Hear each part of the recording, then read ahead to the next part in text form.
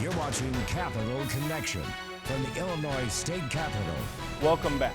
For years, the Springfield branch of the NAACP has tried to get a national monument designation for the 1908 Springfield Race Riot site.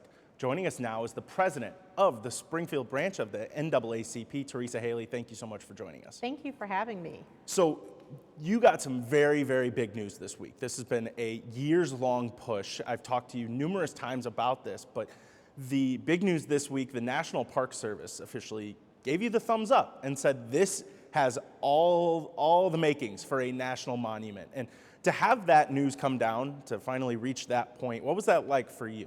It was a blessing. It was a relief. You know, we have been fighting for this since 2009.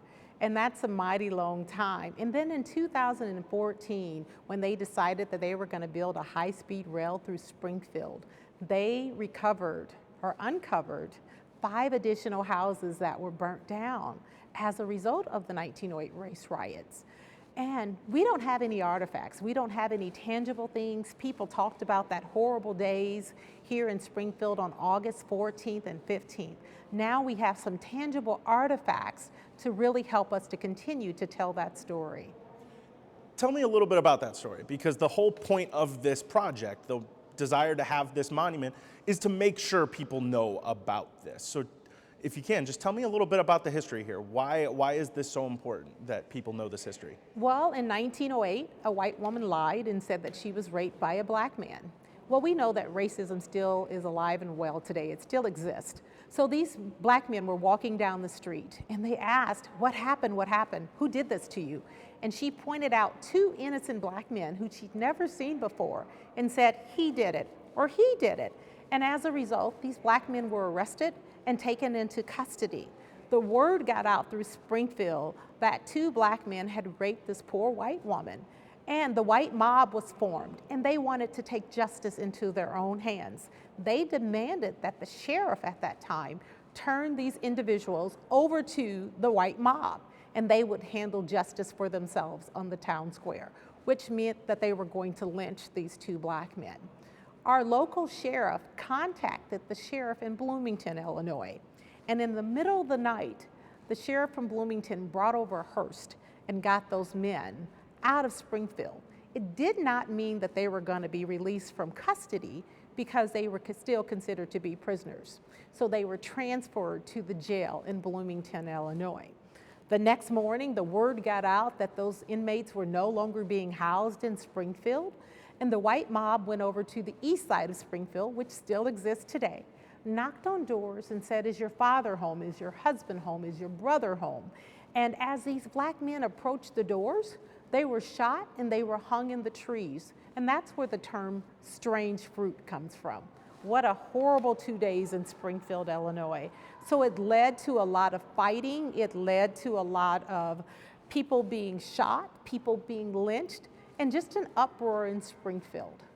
So what has it been like over the years trying to educate people about this? Because as you just described, that is just a terrible, dark 2-day period in the history of the city, and just that entire period around there too. It lasted much longer than those 2 days. But as you learn more about it, more is uncovered in these totally unrelated projects, and you're trying to spread the word about this. How receptive has it been? Have people been around, the area to your cause here, and how has it been getting people on board this movement? It's been challenging, but it's been healing for the city of Springfield. I remember as a kid, as people talked about the race riot, it was like hush hush. I remember the last 40, 50 years with our past mayors. As dignitaries would come to Springfield from other countries, they would talk about Abraham Lincoln and all of the great things that Springfield and Illinois had to offer, but they would never talk about the 1908 race riots. For the black community, it's very significant because it led to the start of the oldest civil rights organization in the world, the National Association for the Advancement of Colored People. We've shortened it and we call it the NAACP, but It's about all people, not about black people, because it took Jewish people, it took white people, it took black people to come together and to go out in 1909, the following year, to New York and say enough is enough and not in our town. And that's how the NAACP was founded. So almost 115 years ago, right here in Springfield, Illinois, the awful story led to the oldest civil rights organization in the world, and we're still going strong. So the National Park Service gives you this thumbs up. Huge checkpoint for this entire process. Now, we were talking about it before, the final thing you need is either for congressional approval or from approval directly from the White House. You've been working with the congressional delegation here in Illinois, trying to get support drummed up for this, to get it through Congress. And you mentioned that just before we started this interview that you were planning on going out to DC just very soon here again to continue that effort.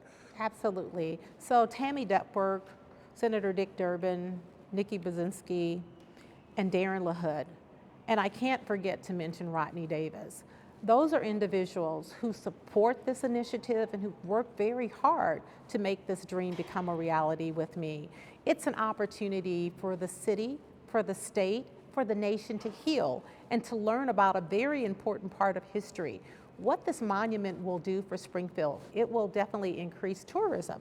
It will bring economic development to the community. Just think about it, a national monument just 5-6 blocks away from Abraham Lincoln's hometown and his area where he lived, and also 5-6 blocks the other direction away from the Presidential Museum and Library.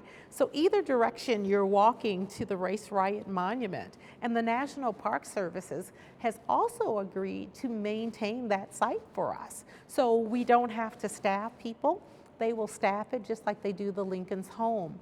Our next goal is to work on getting the monument completed, and also having a gift store where people can come and buy goods and services and learn more about Springfield, Abraham Lincoln, the 1908 race riots, the NAACP as we know it today. And as I was fighting for this, I am so grateful that Ida B. Wells, one of the founding members, her grandson, her great-grandson is a friend of mine, Dan Duster, and he actually came to Springfield when we were having these hearings and testified, and his family has been on board the entire time. St. John's Hospital, HSHS, they have been wonderful. Think about it, black victims, white victims, they were all victims. They laid hand in hand, fighting for their lives, and those hospital sisters took care of them.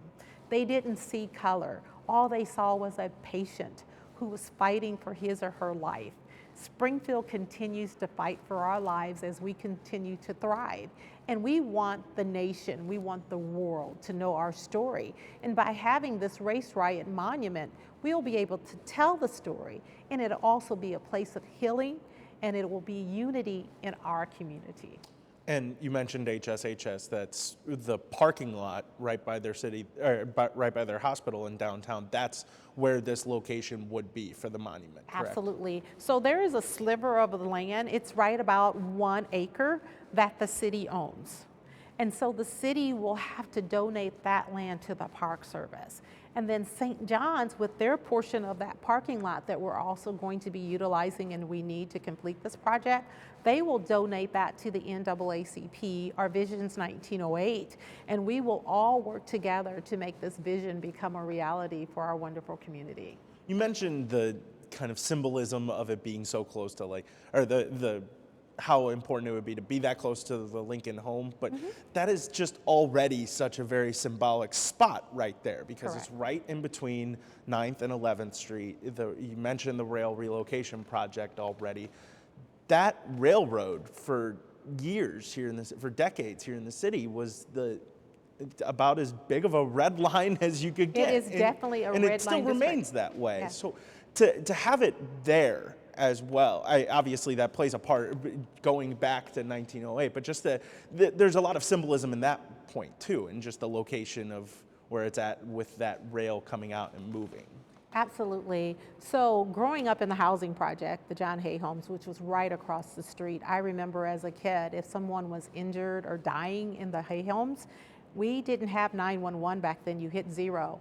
and the operator would send the paramedics over across those railroad tracks, literally within a block or 2 blocks away. I remember several times that the paramedics never did show up. So family members would have to put another family member, if they were shot or stabbed, in the back of a car and take them over to the hospital, cross those tracks while waiting for trains to pass. So it's definitely a red line district, and it's on the other side of railroad tracks. And we know that people who live on the other side of railroad tracks continue to suffer. There's a lot of crime, there's a lot of poverty, but this will bring something positive to the entire Springfield community and to be able to close that gap. And also with them building the overpass and the underpass, it's going to do so much more for closing that gap. We want them to know that the east side of Springfield is a part of Springfield and not just the east side of Springfield. So this will bring some of that closure that we need. Got it. Well, Teresa Haley, thank you so much for joining us. Thank you very much for having me. We'll be right back.